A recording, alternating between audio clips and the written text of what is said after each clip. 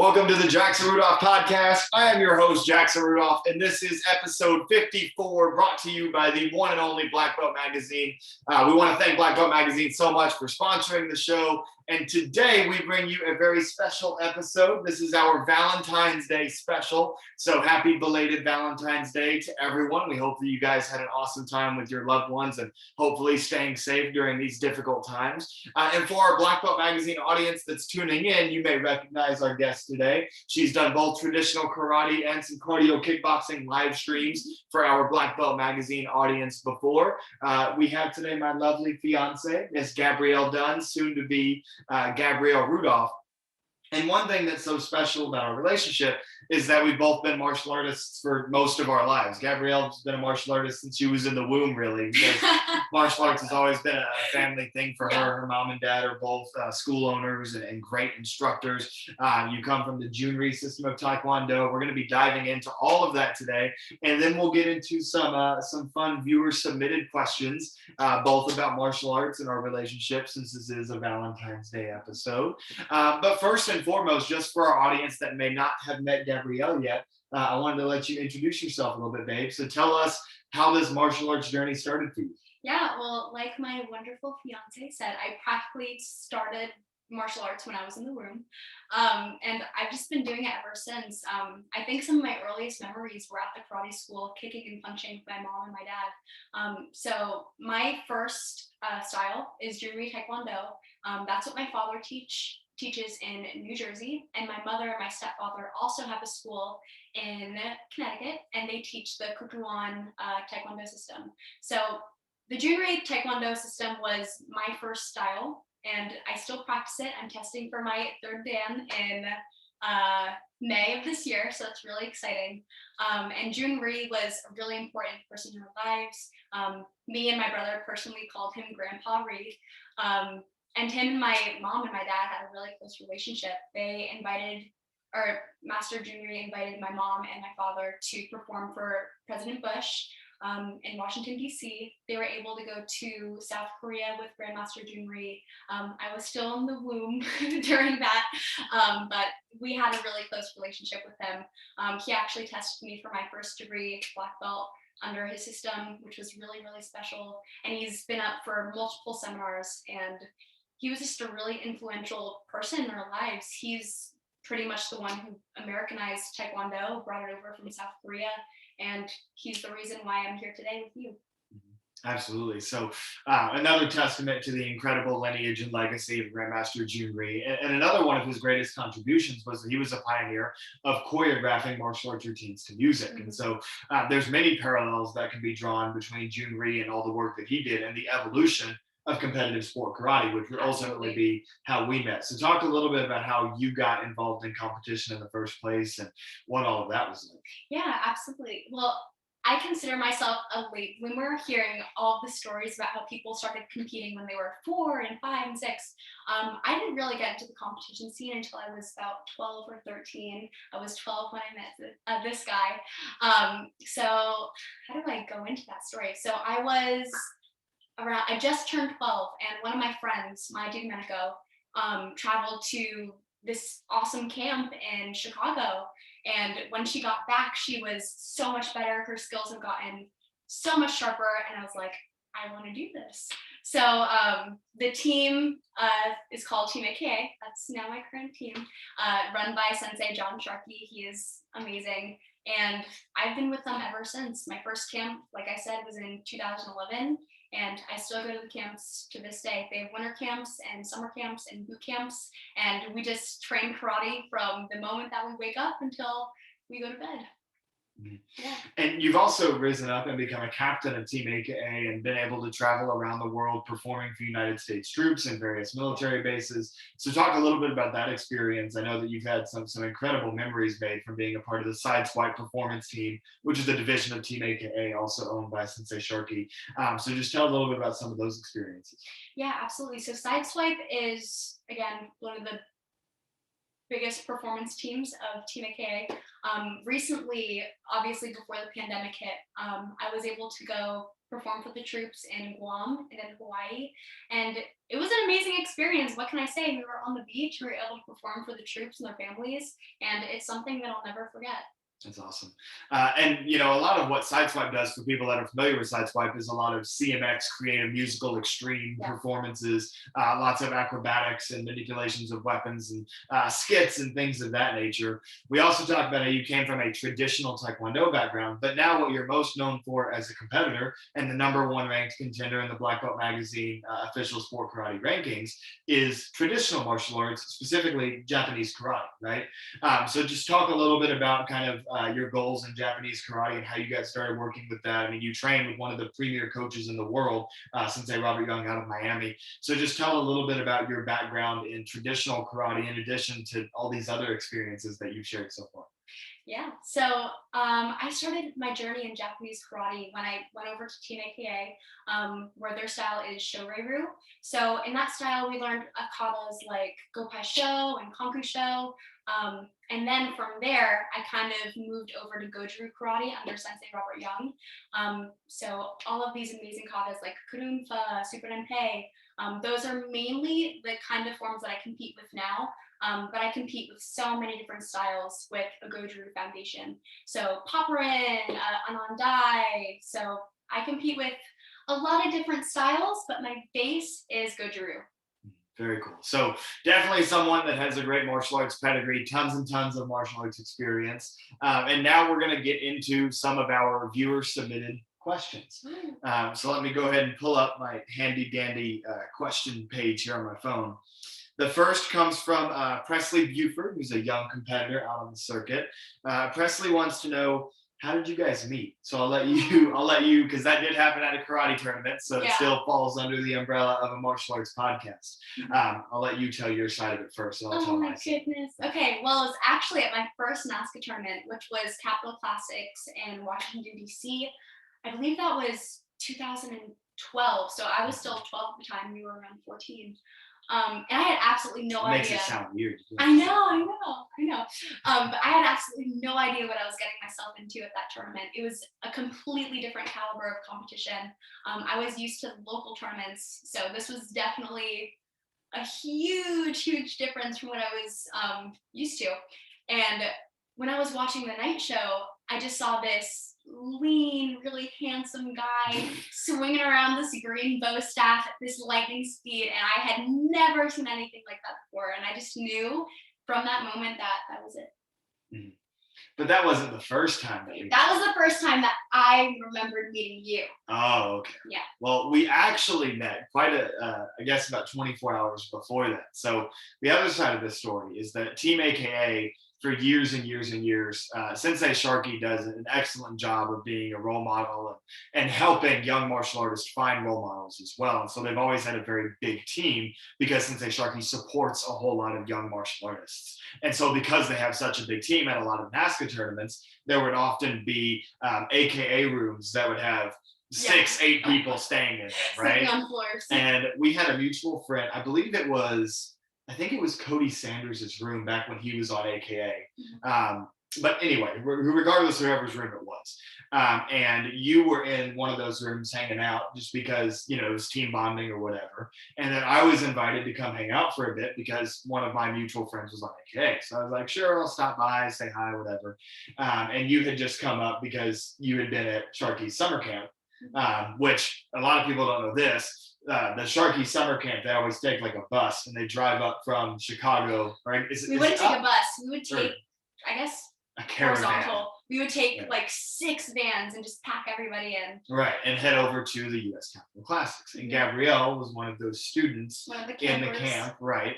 And that's why she was at the U.S. Capitol Classics. And so I walk into this room and there was Gabrielle. And that was the first time that we met.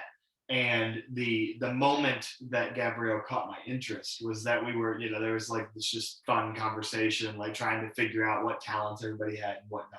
And Gabrielle was actually peer pressured into singing a little bit.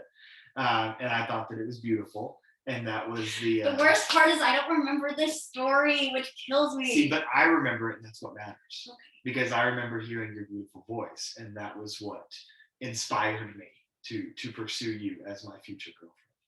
Obviously, that took a while. It did take a while. But it eventually happened. So that is the story of how we met, even though Gabrielle just remembers watching me do a form. How shallow of her. I'm kidding.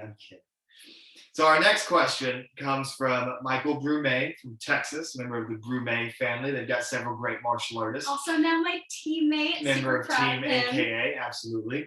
I already forgot what the question was. Michael wanted to know, what is your favorite or our favorite memory together? Again, we'll start with you, and then I'll give. You go first. You want me to go first? Yeah. Favorite memory. I mean, it's hard to beat proposing, right? Because so Gabrielle's favorite place in the world is Disney World. And so last New Year's Eve, I got the ring and everything around Thanksgiving, and got her as a Christmas present a surprise trip to Disney, because it was just going to be a Christmas present surprise trip. But in reality, the whole time I was planning on proposing to her, which sounds all magical and great and everything. But then you realize that New Year's Eve at Disney, it is packed with people, like shoulder to shoulder, could not move anywhere. And there were so many people that the Disney photographers that I was going to have captured the moment were sent in, because it was too dangerous for them to be out in the crowds of people. And so I literally, my mom was there helping me orchestrate things behind the scenes. And so she literally had to convince a security guard to allow us to go onto this closed lot where this dessert party was happening that we did not have tickets for. And that was where I ultimately proposed. So, I mean, for me, and all of the planning that went into that, and then the fact that it's when I made you my fiance, that is the best moment for me, just because it's that moment. You know what I mean? That will be the moment up until we have our wedding day. You know what I mean? So for me, that's the first one that jumps out. But we also, I mean, there's been so many great experiences that we've had being on US Open stage together before. You made it on stage for the first time at Diamond Nationals, and I was on stage with you for that. Winning overall grand championships together at the Dixieland Nationals. You won your first overall, and I won the weapons overall there. So we've had several great memories within martial arts as well. But does anything stand out to you in particular? Oh, there's so many good.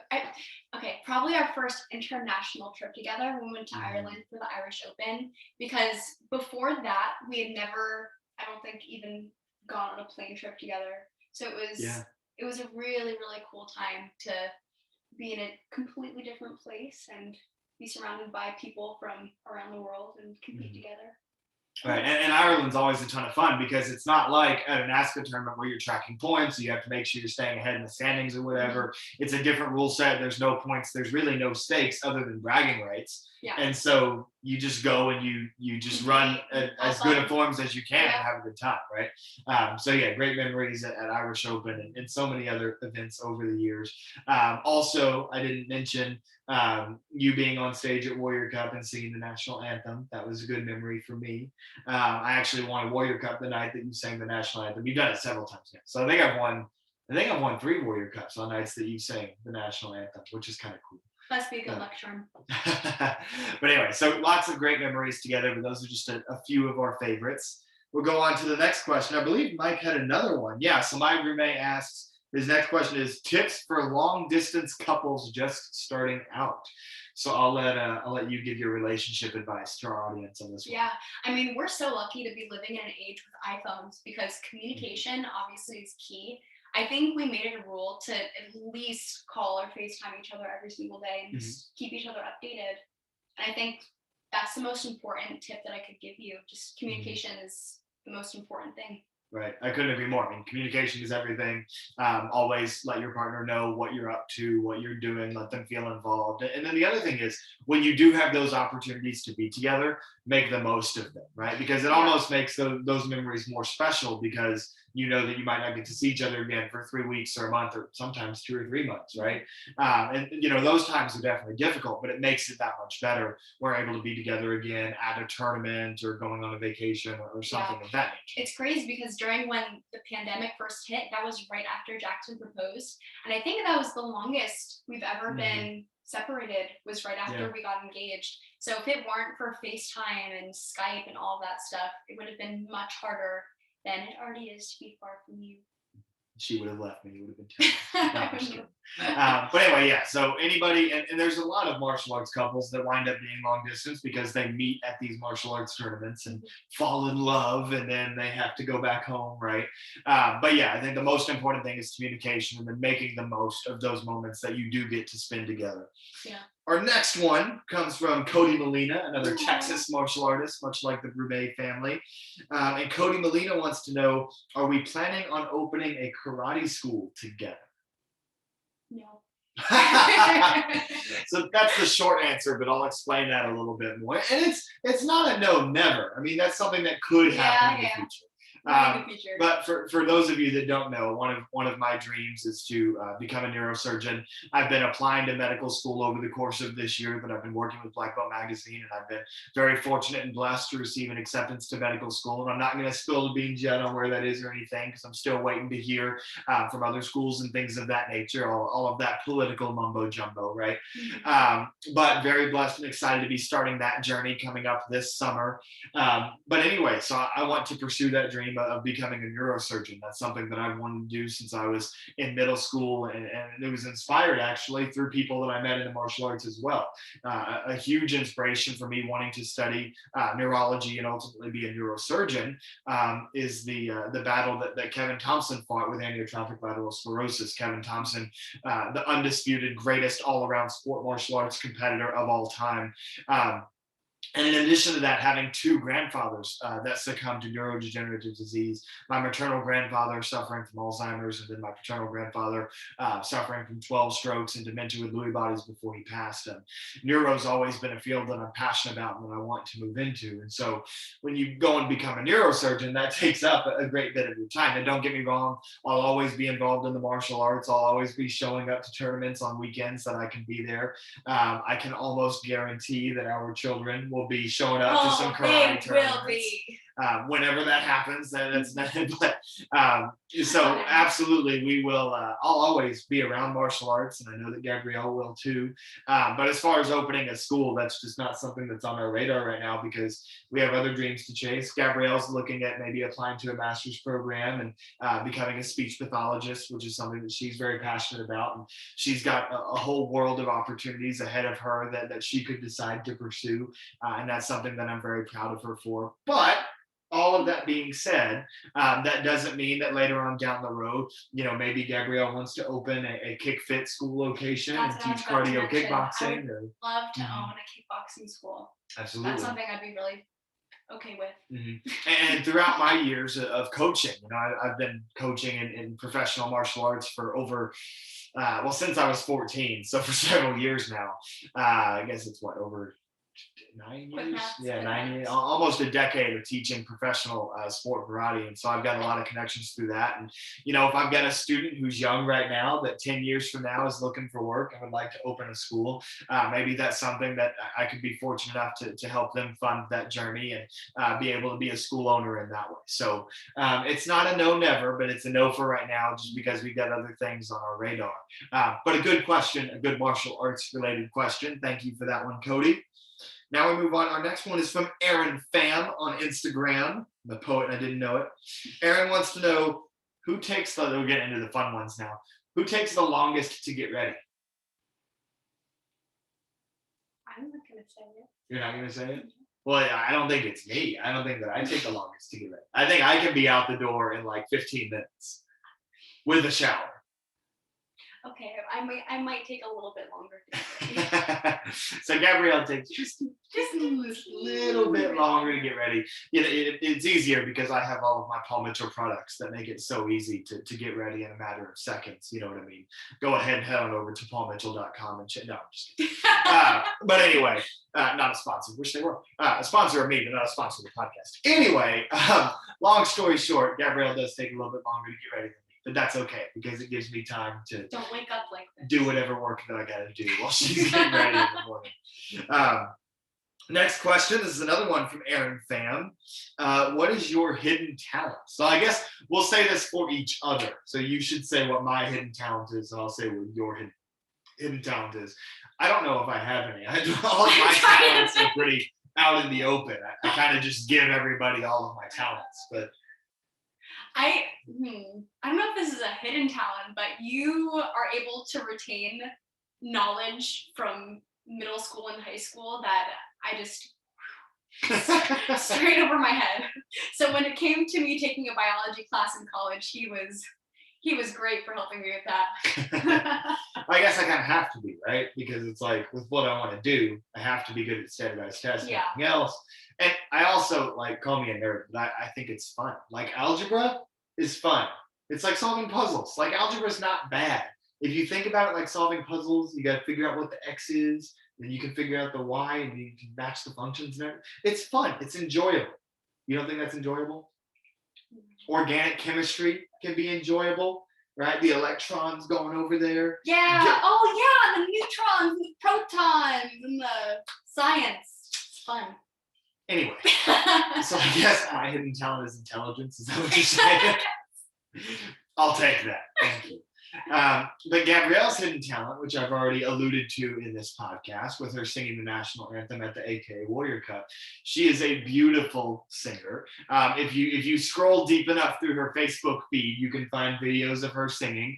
I highly recommend everyone go do that. I think that's exactly what anybody should do after they finish watching this episode, is go to Gabrielle Dunn on Facebook and just scroll until you find her singing, because she has a beautiful voice. If you're a record label, feel free to sign her. She sings all genres, pop, country. Depends on if she's showering or not, which genre she's going to sing, but she is a beautiful singer. So that's Gabrielle's hidden talent. Next question. We now go to Caleb Van Tassel. Caleb Van Tassel with a random one wants to know, what's your favorite album? Ooh, you go first. Oh, this is an easy one for me. For the fans of rap out there, 2014 Forest Hills Drive is one of, if not the greatest rap albums ever produced by J. Cole. I listen to that album almost every time before I compete. Kids, make sure that you download the the censored version, the non-explicit version, because there's words in there that you don't need to be hearing. But the overall message behind the music, excluding the naughty words, is a good thing. And, well, for most of the songs. Some of the songs, not as much. But just go with me here. If you're a fan of rap music, 2014 Forest Hills Drive, listen to the clean version. Clean, that's the word I was looking for. Couldn't think of that word. Forget that whole intelligence thing. But 2014 Forest Hills Drive, excellent album. Love it. Another one, I believe it's called What You See Is What You Get by Luke Combs. I'm also a country fan. I have one of those iPods that can switch back from country to rap instantaneously. Luke Combs, he's a legend. Love listening to him. But those are mine. What are your favorite albums? Okay, well, mine are completely different from his. Mine is Fearless from Taylor Swift and Divide from Ed Sheeran. Which one's that one? Is that The Shape of You one? Or is that like the older Ed Sheeran one? Is that like Ed Sheeran before Money or Ed Sheeran after Money? Ed Sheeran during the transition. During. I see. Very nice. I'm acting like I know something about Ed Sheeran, but I don't. Anyway, so now we're moving on into our next topic. Our last viewer submitted question that we're going to cover for today. JJ Patel, shout out to JJ. He wants to know, his question was, would you ever get a tattoo that reflects your achievements? But I don't think I could do that. Like, I wouldn't want. Just get a huge Warrior Cup tattooed on your back. I don't think I could do that one. It would just feel weird. Like going to the tattoo parlor and being like, yeah, can I get just all my trophies just down? I couldn't do that one. So not one dedicated to my achievements. There is a tattoo that I would get though, because I plan on being a surgeon and also being a martial artist. Oftentimes martial artists have to take off their wedding bands. Surgeons always have to take off anything that they've got on their hands or on their wrist before they operate. So I will most likely get a wedding band tattoo on my left ring finger, something with our initials, a little simple design just to show that, have that wedding band always on me. So I'll probably do that. I don't think I'm adventurous enough for much else. Babe, any tattoos in your future? I'm such a needle phobe. Even going to the dentist, I can't do it. So if someone were to try to get me into a tattoo chair, I don't think I'd be able to do that. Maybe far in the future, if I get over my phobia, I might get something Goju related, maybe like a J for Jackson. But other than that, I don't think I can do it. Little cringy on that one. Oh. Yeah.